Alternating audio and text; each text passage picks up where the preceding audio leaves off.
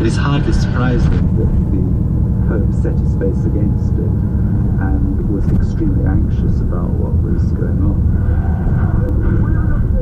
But there was also another dimension, that the basic Christian communities which grew up from the 1960s onwards in Brazil, Peru, a lot of the Latin American countries, represented a real growth of grassroots Christianity, who saw the shape of the church being very different from the hierarchical, disciplined army set against communism that the Pope had grown up with.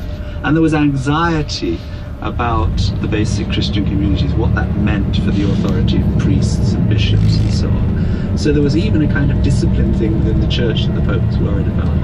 In 1983, the Pope delivered this very public rebuke to Father Ernesto Cardenal, a popular priest who was working in Nicaragua's left-wing Sandinista government. Later, he was heckled at Mass.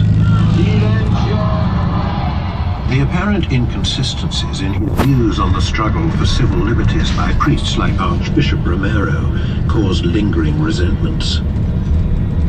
Very many Christians in Latin America see Archbishop Romero and other people who died in the struggle against the military dictatorships and against oppression in Latin America, out of their convictions growing from their faith, as martyrs, in the same sense as the martyrs in the early church.